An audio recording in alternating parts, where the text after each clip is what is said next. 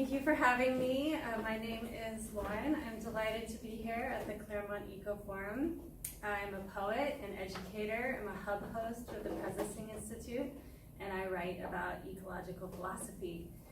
I was asked to present a portion of my paper, Grasp the Golden Thread. I wrote this for a UK education conference, which is amplifying the magic of humanity in the AI era. The full paper is available online, and I'll share the site afterwards. And I'm just giving you about a third of the paper today. Okay, our current world is a maze of challenges with the degradation and collapse of ecosystems, social systems, and personal lives. We know instinctively that we are in a dangerous situation, like Theseus in the Minotaur's maze. However, beyond the fight for survival is Ariadne's golden thread, guiding towards a better tomorrow. We also have a guide through this crisis, an inner sense that arises from the evolutionary imperative to be future fit. By cultivating this inner sense within a dynamic, evolving education system, we can navigate towards the common good of humanity and nature and a world of renewal. The modernized world assumes that being future fit is a digital technology design derived from innovation skills and artificial intelligence, and that we need to educate for this future. However, like all technology, AI is fundamentally a tool, and how that tool is used arises from our aims and intentions as living, relational beings.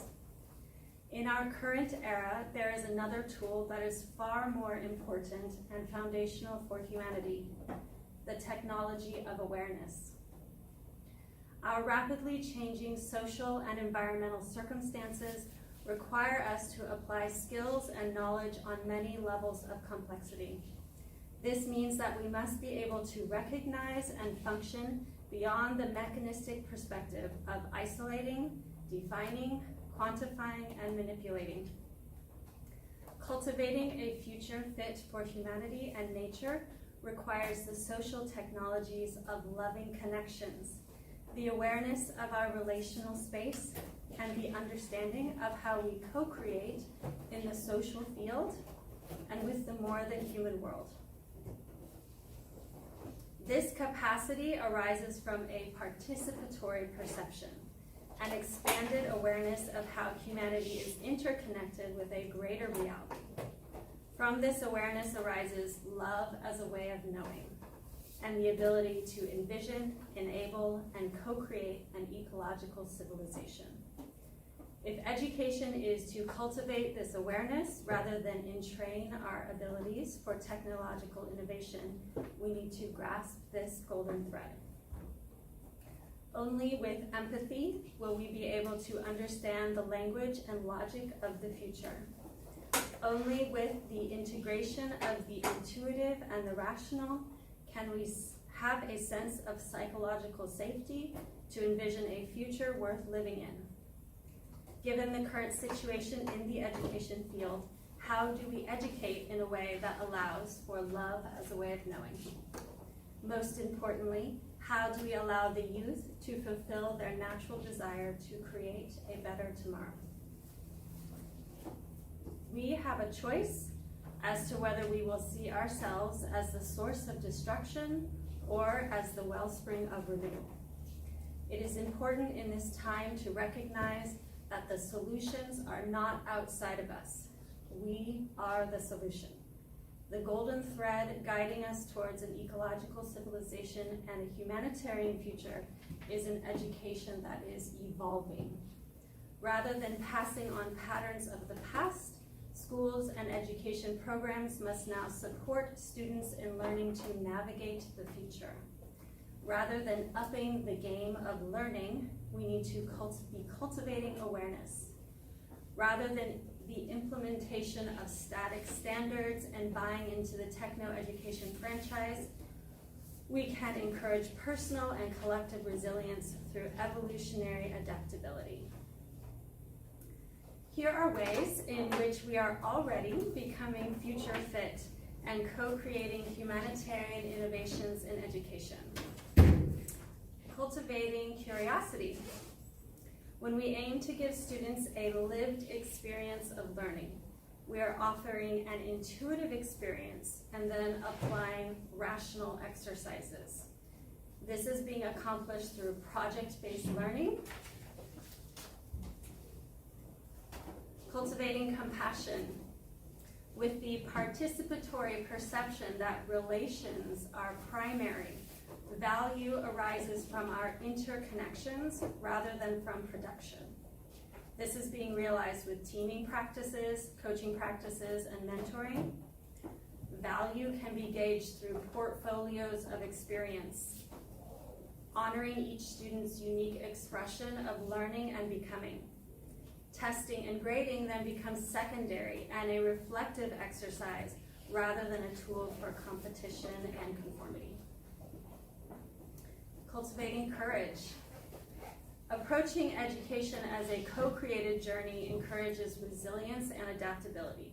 This is being accomplished through personalized learning, adaptable to each individual, and is co-created by student, parent, teacher, and education specialist or advisor.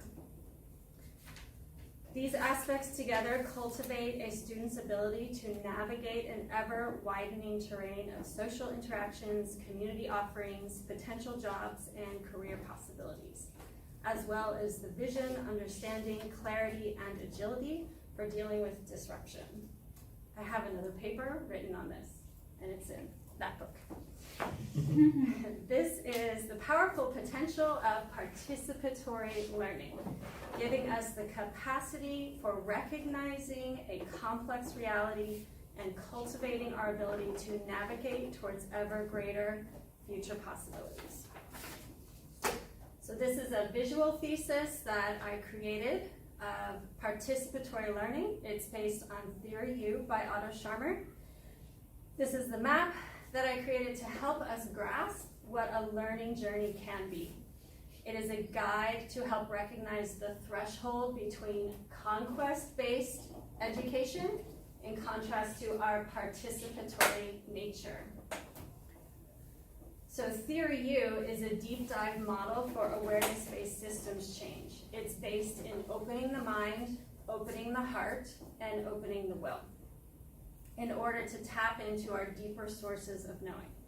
So I modified it for, I modified the 4 levels of Theory U for the education systems change and to articulate our innate capacity for participatory learning. So this is the 4 levels of learning.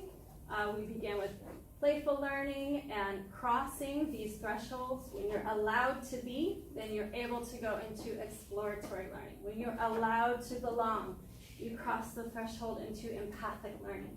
When you're allowed to become, you drop into generative learning. And the presencing point here is then translated as integration, all supported by mentoring as guidance to the future. And this then arises with the vision, co-creation, and the innovation that leads to mastery of a practice. These are the participatory markers showing us our inner experience as we follow a learning journey. There's shifts in sense perception, and our shifts in capacity and ability that comes with a learning journey. In contrast, we have the absencing arc here shows us how dominant education perpetuates control culture and ultimately collapse. Okay. In my full paper, I share a myriad of examples of education programs that are cultivating humanitarian education while balancing digital technology for a bright future. What is most important about these programs is that they show, as we hold space for students to co-create and become, we are allowing new and evolving forms of value to arise through their choices. As we grasp this golden thread of evolutionary awareness, we become a part of a greater movement that is shifting the education system from the inside out. This great turning is bringing us a shift in perception. We are turning away from the enslavement of our capacities as commodities towards love as a way of knowing. Therefore, we must demand a shift away from being identified as consumers of the techno-education franchise and the gamification of learning, and see ourselves as co-creators of our future world.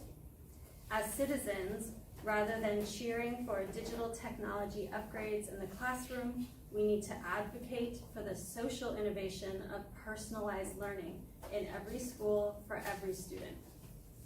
As parents, rather than getting caught up in the propaganda of academic success, we need to be able to choose schools and community offerings that match the qualities of our child. And as educators, we need to be empowered to transform static curriculum into any and all forms of participatory learning. Let us grasp the golden thread of growing awareness so that we might navigate the maze of complex challenges towards a brighter future, cultivating the unfolding of an ecological civilization and the common good of humanity and nature. I am currently writing a paper on imaginal education that I will share at an education conference in October. I've also created an online course on imaginal education designed to help educators and leaders cultivate this shift in perception. I believe that imaginal education is the key to unlocking the scientific revolution of biointelligence, of overcoming the meta-crisis, and engaging civilization renewal. So I would love to stay connected with you all, and this is my contact information and where I am on the internet. And yes, originally my course was going to be carried through Schumacher College, and this is Satish Kumar from Schumacher College, but they're going through restructuring, so I'm currently looking for someone who would like to carry that course. So thank you all.